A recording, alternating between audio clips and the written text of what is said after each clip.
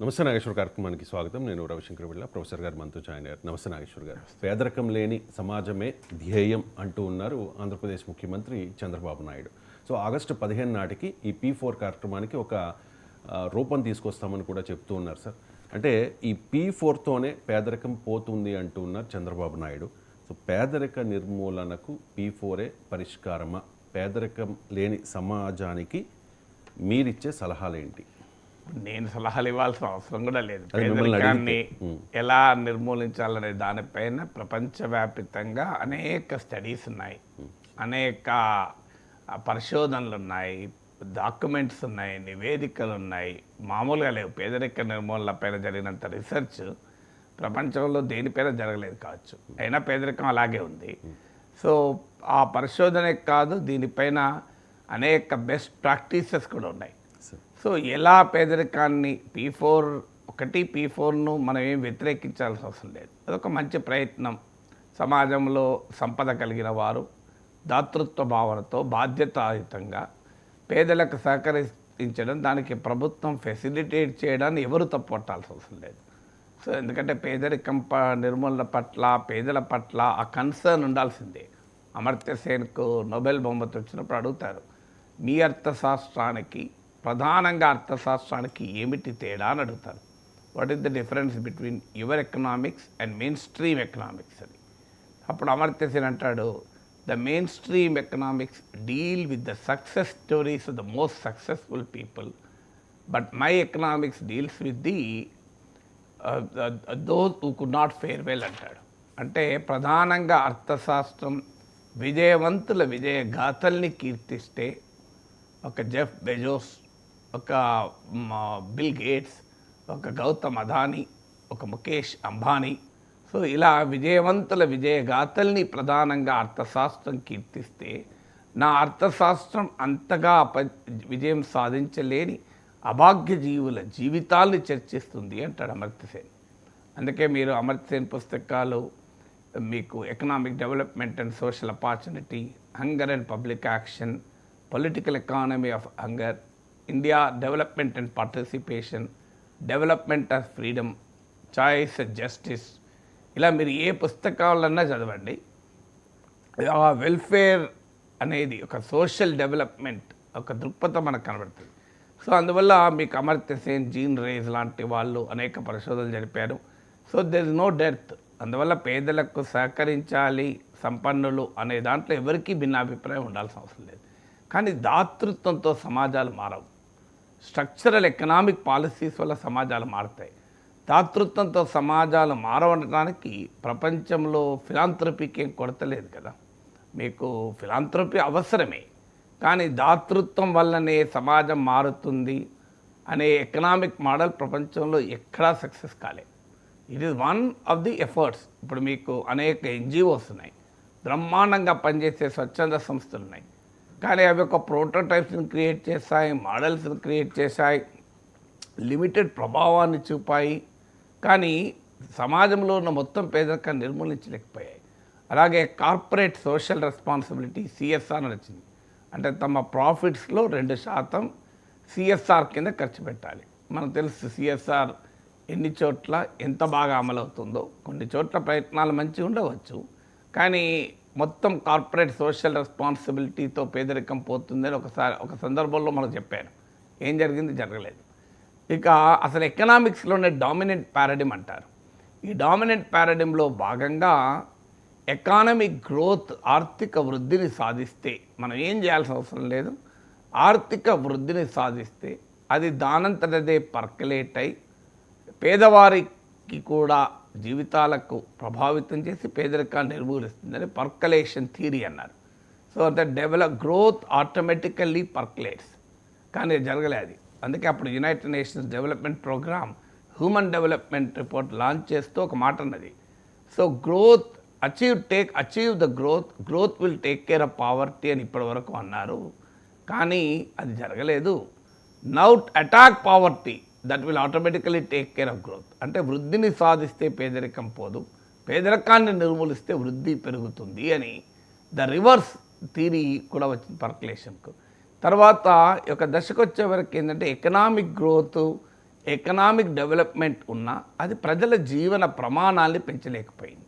చాలా చోట్ల మనకు ఇప్పుడు గుజరాత్లో మీకు చాలా డెవలప్డ్ స్టేట్, చాలా ఇండస్ట్రియల్ ఇన్వెస్ట్మెంట్ వచ్చే స్టేటు, కానీ మాల్న్యూట్రిషన్, పోషకాహార లోపాలు పిల్లల్లో ఎక్కువ, ఫిమేల్ మేల్ రేషియో, స్త్రీ పురుష నిష్పత్తి స్త్రీలకు వ్యతిరేకంగా ఉంది. ఇప్పుడు చాలా సోషల్ ఇండికేటర్స్లో గుజరాత్, పంజాబ్, హర్యానా, మహారాష్ట్ర లాంటి రిచర్ స్టేట్స్ కూడా కేరళతో పోలిస్తే దిగదుడిపోయాయి.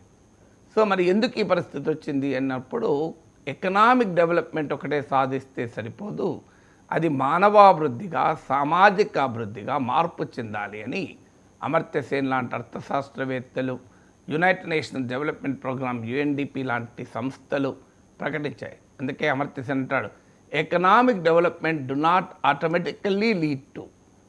Necessarily lead to social development అంటాడు. అంటే ఆర్థికాభివృద్ధి దానంతరదే సామాజిక అభివృద్ధిగా, మానవాభివృద్ధిగా దారితీయకపోవచ్చు. అందువల్ల హ్యూమన్ డెవలప్మెంట్ సాధించాలి. Education, health, employment, female male women gender justice, access to drinking water, access to sanitation, access to పారిశుద్ధ్యము, తాగునీరు, ఇలా అనేక ఇండికేటర్స్, ఒక మంచి పర్యావరణం, దీన్ని హ్యూమన్ డెవలప్మెంట్ అన్నారు. అది కూడా అయ్యాక నెక్స్ట్ స్టేజ్లో హ్యూమన్ హ్యాపీనెస్ అన్నారు. అంటే మానవుడు ఆనందంగా ఉండటానికి కేవలం సంపద సృష్టియే సరిపోదు అని. సో అందువల్ల ప్రధానంగా మీకు మన దేశంలో 70s, 80s direct attack and poverty అని గరీబీ హటావో నినాదం ఇచ్చింది ఇందిరాగాంధీ. సో ఈ పర్కలేషన్ థియరీ అంటే గ్రోత్ సాధిస్తే దానంతట అదే పేదరికాన్ని పోతుందన్నారు. కానీ కాదు, let's directly attack poverty and integrated rural development programme, Jawahar Rozgar Yojana అని రకరకాల స్కీములతో వచ్చారు. ఇప్పటికీ కూడా Mahatma Gandhi national rural employment guarantee programme రూపంలో ఈ పథకాలు ఉన్నాయి. సో అవి దాటిన తర్వాత ఇది కాదు, పేదలకు సోషల్ సేఫ్టీ నెట్స్ ఉండాలి.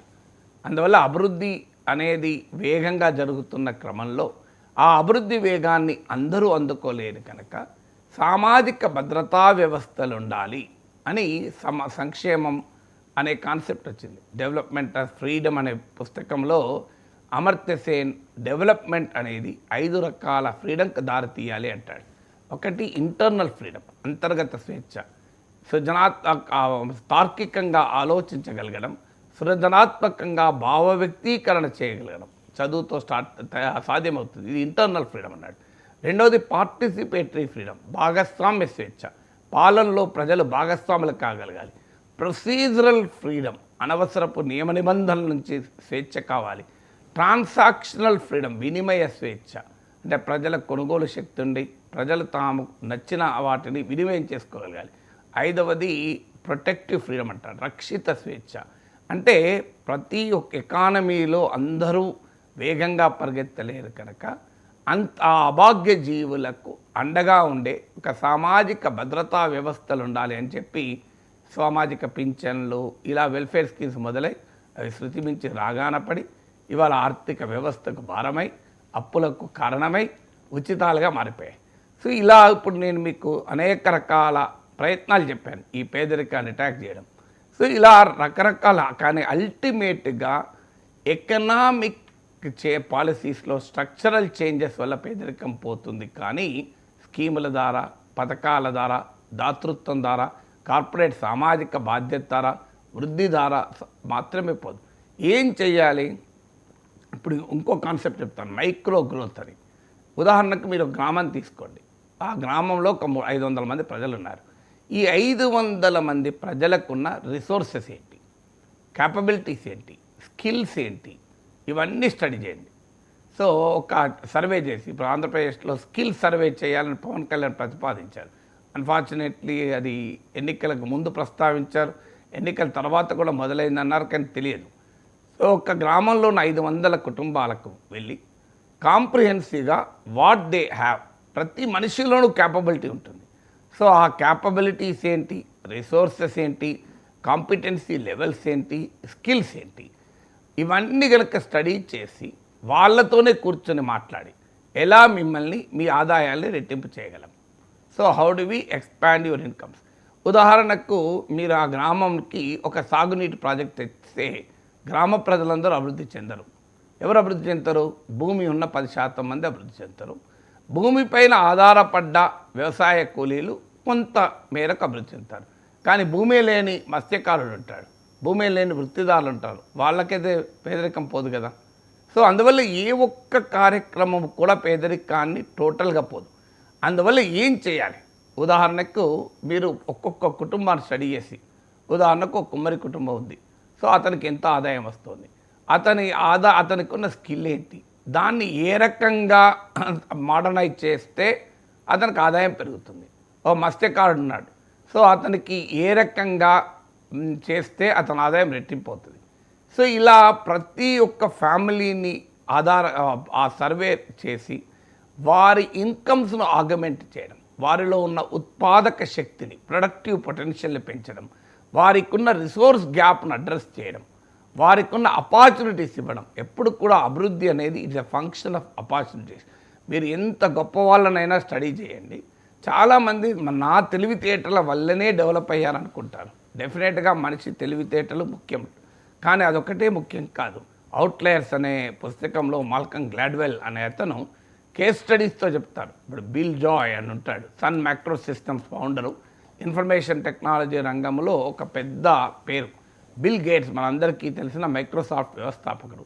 ఇప్పుడు బిల్ జాయ్, బిల్ గేట్స్ ఇలాంటి ఐటీ దిగ్గజాల పేర్లు తీసి వాళ్ళు ఎప్పుడు పుట్టారని తీస్తే ఇంట్రెస్టింగ్లీ వాళ్ళందరూ అరౌండ్ 55, 57లో పుట్టారు. అంటే అర్థం ఏంటి? వారు 16 ఇయర్స్ కాలేజీలోకి వచ్చే వరకు ల్యాప్టాప్ ఇన్వెంట్ చేయబడింది, కంప్యూటర్ అందుబాటులోకి వచ్చింది. ఇప్పుడు బిల్ గేట్స్ సక్సెస్ స్టోరీని మీరు చదివితే అవుట్లయర్స్ అనే పుస్తకంలో బిల్ గేట్స్ కానీ, బిల్ జాయ్ కానీ, మాల్కమ్ గ్లాడ్వెల్ రాసిన పుస్తకం, అందులో ఎందుకు సక్సెస్ అయ్యారు అంటే by the time bill gates reached college అప్పటికే కొన్ని వేల గంటల కంప్యూటర్ అనుభవం పొందగలిగిన పరిస్థితులు బిల్ గేట్స్కి ఉండేవి. సో అప్పటి వరకు అమెరికా మొత్తంలో ఆ రకంగా కొన్ని వేల గంటల కంప్యూటర్ యాక్సెస్ ఇంకెవరికి లేదు. అంటే ఏంటది? అక్కడ బిల్ గేట్స్కున్న వ్యక్తిగత సామర్థ్యమే కాదు, అవకాశం కూడా ఆయనకు వచ్చింది. ఆ అవకాశమే వచ్చి ఉండకపోతే we couldn't had bill gates. So అందువల్ల అపార్చునిటీస్ అనేది కూడా కీలకం. అందువల్ల ప్రతి కుటుంబానికి ఎలా అవకాశాలు కల్పిస్తావు, ఎలా వారి ఆదాయాలు పెంచుతావు అని ఒక మైక్రో లెవెల్ ప్లానింగ్ అంటారు. అంటే ప్లానింగ్ అనేది పైనుంచి కిందికి చేస్తారు మన దగ్గర కాదు, కింది నుంచి పైకి చేయాలి. విలేజ్ లెవెల్ ప్లాన్ తీసుకొని విలేజ్ లెవెల్ రిసోర్స్ సర్వే చేసి, స్కిల్ సర్వే చేసి, వారి కాంపిటెన్సీ లెవెల్స్ ఏంటి, క్యాపబిలిటీస్ ఏంటి, వాళ్ళ ఆదాయాలను ఏ రకంగా పెంచవచ్చు అని గనక ప్రణాళికలు రూపొందించగలిగితే అద్భుతమైన ఫలితాలు వస్తాయి. పావర్టీ అనేది జిమ్మిక్స్తో పోదు, పావర్టీ అనేది స్లోగన్స్తో పోదు. గరీబీ హటావో లాంటి స్లోగన్ నిన్న పోయిందా పావర్టీ? పావర్టీ అనేది structural changes in the economy ద్వారా మాత్రమే పోతుంది. మీరు అందులో ఒక ముఖ్యమైనది ఎంప్లాయ్మెంట్. పేదరికం ఎలా పోతుంది? మనందరి జీవితాలు చూడండి, పేదరికం ఎక్కడి నుంచి పోతుంది? ఆర్థిక వెనుకబాటుతనం ఎక్కడి నుంచి పోతుంది? నాణ్యత కలిగిన, ప్రమాణాలు కలిగిన, నైపుణ్యంతో కూడిన చదువు గనక ఇవ్వగలిగితే పేదరికం పోతుంది. మనందరి జీవితాలు చూడండి. మేము చిన్నప్పుడు మా నాన్న ఒక సాధారణ స్కూల్ టీచరు, 4 పిల్లలం, 2 ఆడపిల్లలు 2 మగపిల్లలు. మా నాన్నకు ఈ ఒక రేకుల ఇళ్ళల్లో ఉండేవాళ్ళం. మేము బెల్లంపల్లిలో 20 ఏళ్ళు ఉండేవాళ్ళం. బాబు క్యాంప్ అనే ప్లేస్లో, సింగరేణి కోల్ మైన్ ఏరియా, భయంకరమైన వేడి ఉంటుంది. ఆ కిందికి రేకులు ఉండేవి, మాకు సీలింగ్ ఫ్యాన్ కూడా ఉండేది కాదు. సో మీకు టేబుల్ ఫ్యాన్ నేను 8th క్లాస్లో వచ్చింది. ట్యూబ్ లైట్ నేను ఇంటర్మీడియట్లో హైదరాబాద్ చదువుకుంటున్నాను. మా ఇంట్లో ట్యూబ్ లైట్ వస్తే మా నాన్న లెటర్ రాశాడు, అరే మన ఇంట్లో ట్యూబ్ లైట్ పెట్టించాం చాలా బాగుంది అని. నేను దానికి ఉత్తరం, నాన్న చాలా సంతోషం, మన ఇంట్లో ట్యూబ్ లైట్ వస్తే వెళ్తురు ఇట్లుంది అని. ట్యూబ్ లైట్ వాజ్ లగ్జరీ, ఒక బీరువా లగ్జరీ. ఒక ర్యాలీ ఫ్యాన్ కొంటే మా అక్క డెలివరీ అయినప్పుడు అందరం ఆ ఫ్యాన్ చుట్టూ 4 కూర్చొని అరే ఎంత మంచిగా గాలి వస్తుంది అని ఆనందపడ్డాం. ఒక 6-7 ఇళ్ళకి కలిపి ఒక కామన్ ల్యాబొరేటరీ. ఇలాంటి పరిస్థితుల్లో బతికాం. వారం రోజులకు వెళ్ళి చెరువుకి వెళ్ళి బట్టలు ఉతికి మా అమ్మతో పాటు, సో కొన్ని షర్ట్లు ఒక 4-5 షర్ట్లు వేసుకొని, మీద 2-3 పాయింట్లు వేసుకొని, బిందె నీళ్ళు పెట్టుకొని ఇంటికి వచ్చాను. ఎందుకంటే ఆ రోజుల్లో స్కూల్ టీచర్ల శాలరీస్ కూడా చాలా తక్కువ, ఆస్తులు లేవు, భూములు లేవు, ఏమీ లేవు. సో అలాంటి జీవితంతో మొదలై ఎలా వచ్చాం? అమ్మా నాన్నలు చదువు చెప్పించారు కనుక ప్రమాణాలతో కూడిన చదువు చెప్పించాడు కనుక ఇవాళ ఈ స్థాయిలో ఉండి ఈ స్థాయిలో నిలబడగలిగాం. ఏది తీసుకొచ్చింది? చదివే తీసుకొచ్చింది, ఇంకేమీ లేదు. ఇలా మా అన్నయ్య అమెరికాలో ఒక టాప్ ఐటీ కంపెనీలో డైరెక్టర్గా ఉన్నారు, నేను ఇవాళ ఇంత ప్రొఫెసర్గా ఉన్నాను. నా చెల్లెలు ఎంపీడీఓగా రిటైర్ అయింది. సో మా అక్క పిల్లలు అమెరికాలో ఉన్నారు. ఇలా ఇంతటి స్థాయిలో మేము ఎలా ఎదగగలిగాం? మా కుటుంబం, నా ఒక్క కుటుంబం ఉదాహరణ. ఒక ఆర్థిక వెనుకబాటుతనం నుంచి ఇవాళ ఒక అప్పర్ మిడిల్ క్లాస్ దాకా ఎదగలిగింది.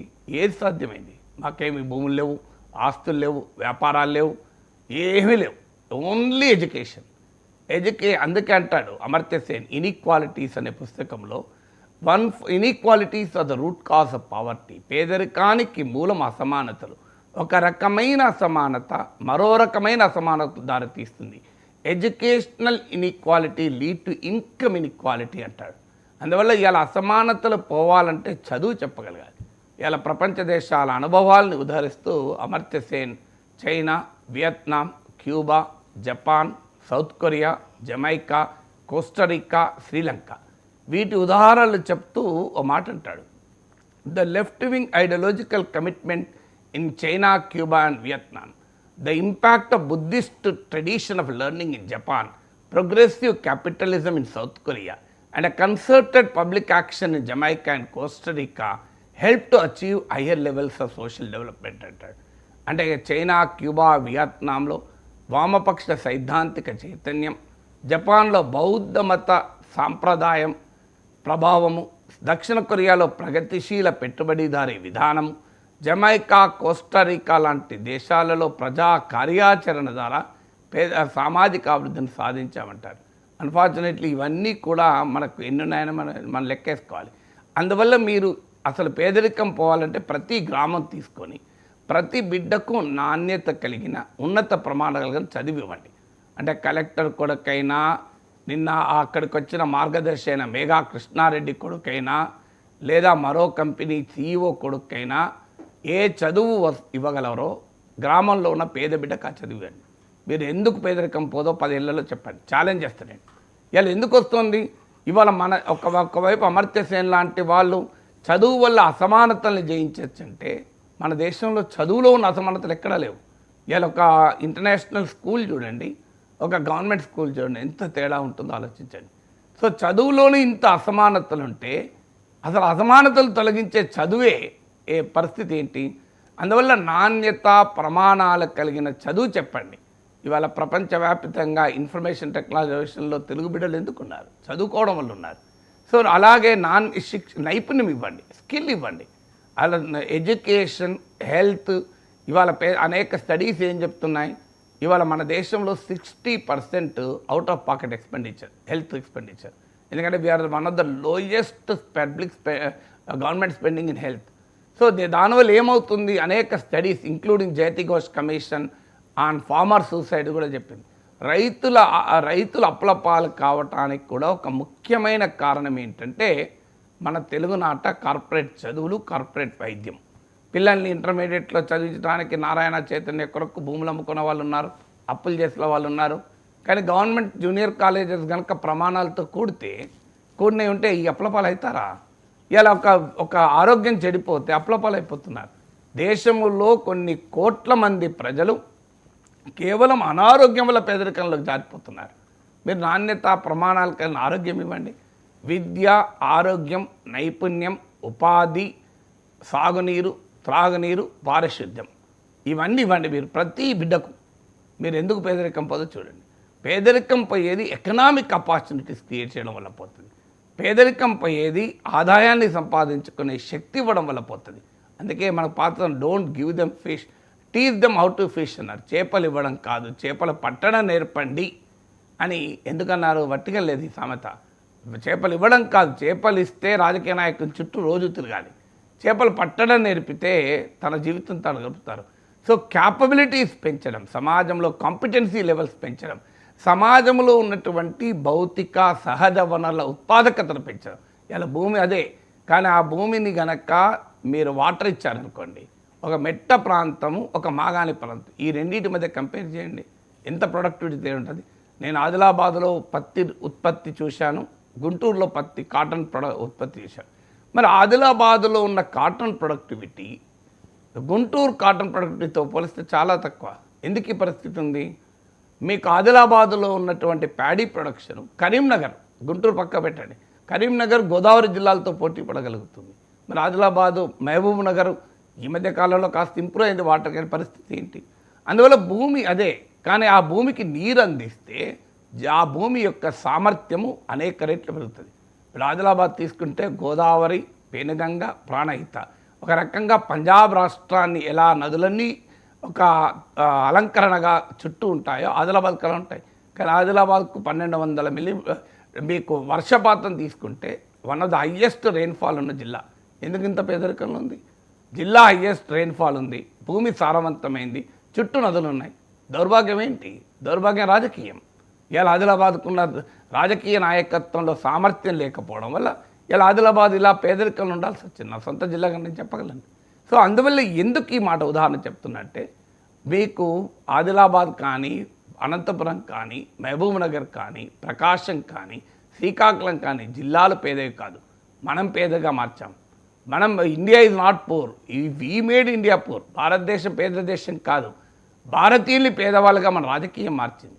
అందువల్ల స్ట్రక్చరల్ ఎకనామిక్ పాలసీస్ కనుక ఆర్థిక విధానంలో ఉత్పాదకతను పెంచి, ఉత్పత్తిని పెంచి, ఆదాయాన్ని పెంచి, సామర్థ్యాన్ని పెంచి, అవకాశాలు ఇచ్చేటువంటి ఆర్థిక నమూనా వల్ల పేదరికం శాశ్వతంగా నిర్మూలమవుతుంది. మిగతా అన్నీ ఒక ప్రయత్నాలే. ఆ ప్రయత్నాలకు కూడా మనం ఆహ్వానించాలి, వద్దెందుకు అనాలి. ఇప్పుడు P4 ఒక ప్రయత్నం.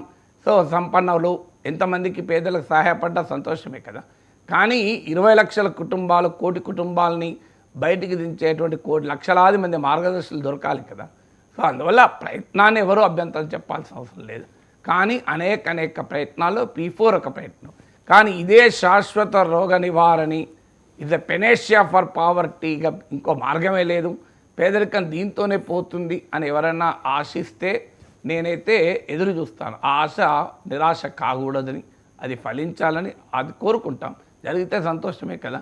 కానీ ప్రపంచంలో నాకు తెలిసినంత వరకు, నేను చదువుకున్న పరిమితమైన విజ్ఞానం ప్రకారం, దాతృత్వంతో సమాజంలో కొన్ని కుటుంబాలు బాగుపడతాయి. దాతృత్వంతో సమాజం మొత్తం పేదరికం నుంచి బయటపడడం అనేది మామూలు విషయం కాదు.